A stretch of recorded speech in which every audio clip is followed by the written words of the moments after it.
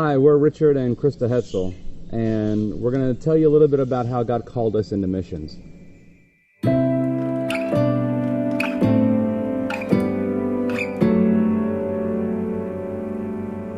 It first started out several years ago, in 2003, when I did my first mission trip to Honduras. And not only did I go on the mission trip, but I helped lead it. And it was an awesome experience. And at the end of that mission trip, I knew immediately that one day we were going to be on the mission field. And the only time I was able to even communicate with Krista during that time was at the very end. I was about to get on the airplane to head back, and there was a little internet phone, so I called her. And the first time all week, I just started bawling. And I said, we're going to go to the mission field one day. I said, I want to do this with you. And so I came back, and since then I led several other trips. The next one was to Guatemala, then to Peru.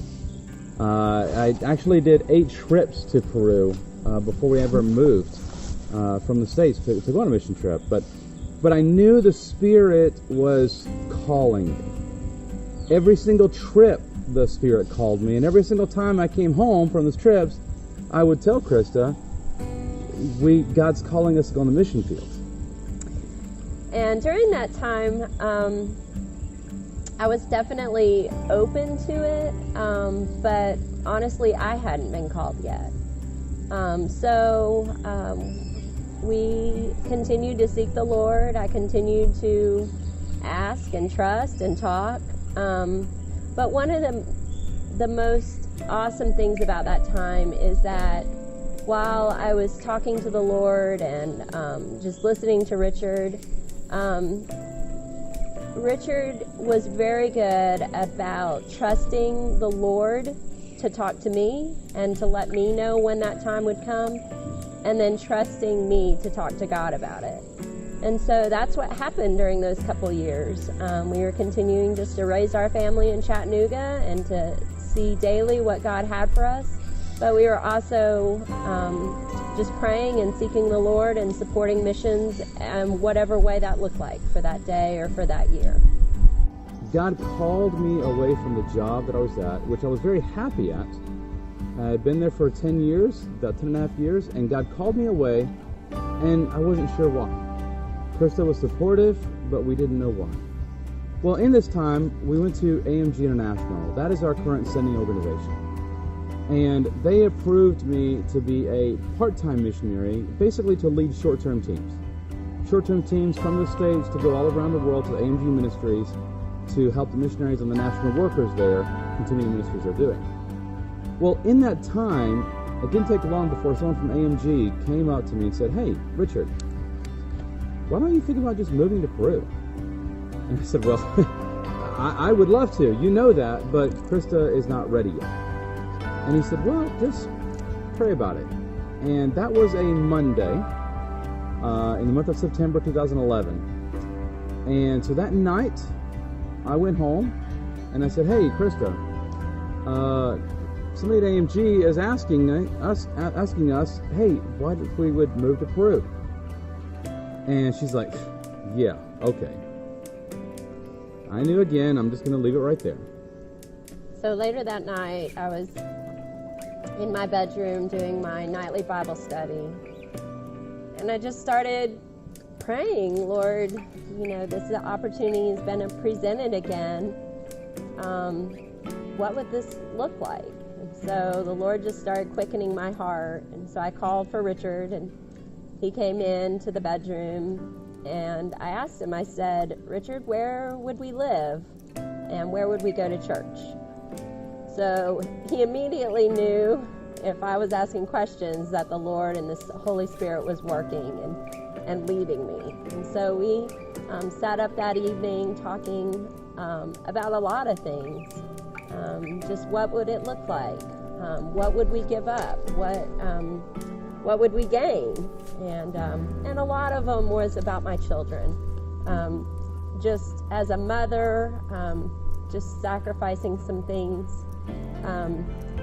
And just seeking the Lord with that. But through that conversation, I just had a huge peace that even though we might give up a lot, and even though opportunities might be sacrificed, that that even more things would be gained in my life and my children's life. And so after that conversation, we committed to praying and fasting and just seeking the Lord for His answer. And because I really did want His answer, I really did want to be in His will, but I also knew that I needed a calling. I needed something personal just to lead me to this huge step that I was going to take because of the sacrifice that would result from it. So from that point, we committed to praying and fasting and seeking the Lord. And so that's what we did.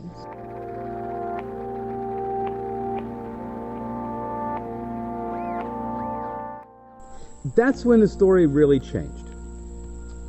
When Krista decided that we need to pray and fast for a week, we firmly believe that was the Spirit leading her to say that. And so that's what we did. This was a Monday.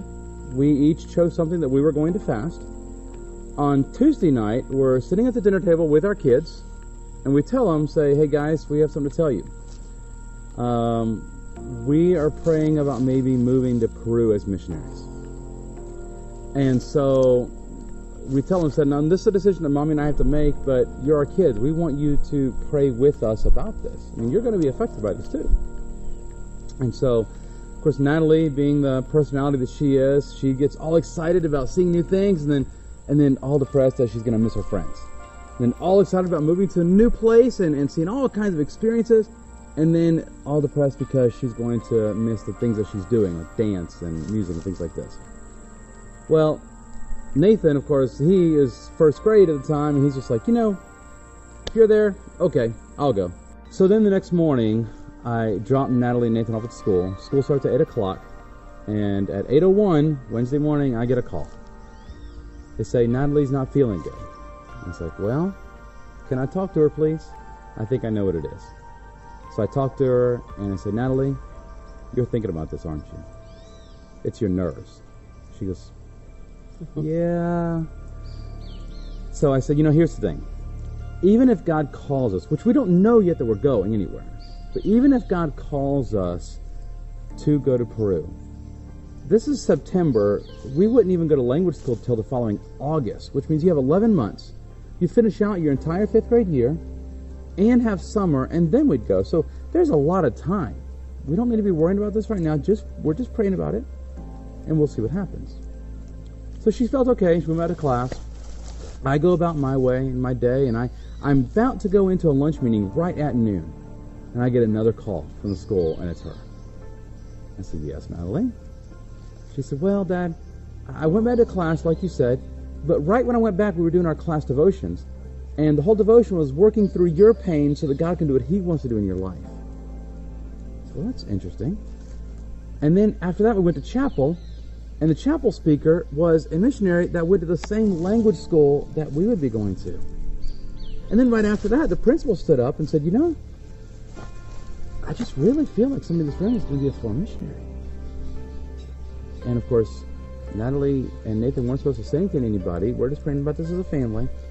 And she goes, well, I wasn't supposed to say anything, so I just simply looked at my feet and said, well, God, I guess that's me.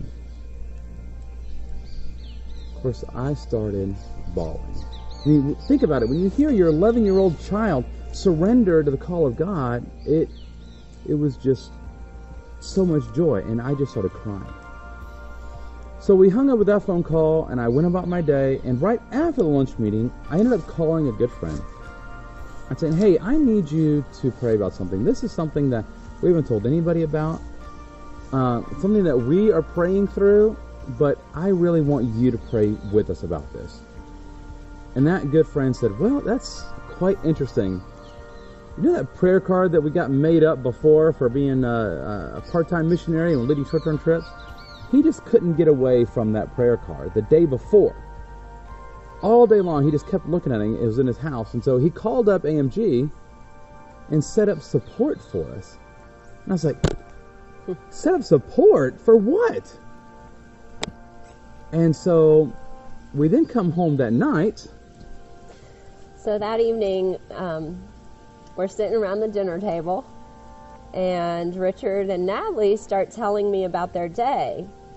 And I was just honestly blown away by just God's work, not only with support, but also just in Natalie's life, just leading God, being faithful to leading her to be open to this and encouraged by this. And so that was an awesome testimony, but I still had not received my calling. And so I looked at Richard and I said, well, I guess you and Natalie are moving to Peru. But also knowing that I was still praying and God was going to be faithful. And whether that was for us to confirmation that we were to go or closing doors. And so I, of course, continued praying and fasting.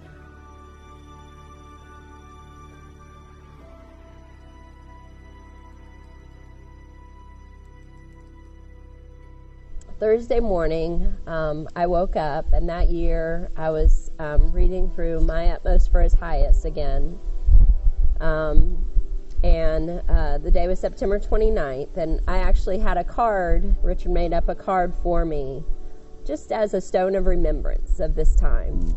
And the opening verse is 1 Corinthians 9:16. And the latter part of that verse says, woe to me if I do not preach the gospel. And I thought, well, that's very interesting that this is this verse coming up today. But I was like, well, I can do that in Chattanooga. That doesn't necessarily mean I need to go to Peru or anywhere else. But I continued to read the portion of the devotional. And about halfway down, he quotes John 15:16. And the verse simply says, I chose you. That's the beginning of the verse. And I just knew. I knew that the Lord was with me. I knew that that was clearly His Spirit speaking to me. It was like He was audible, just telling that to my spirit. And I immediately, of course, broke into tears and just was humbled by His voice, scared to death about the possibilities that this would be, but also just so thankful that He was faithful in calling me to.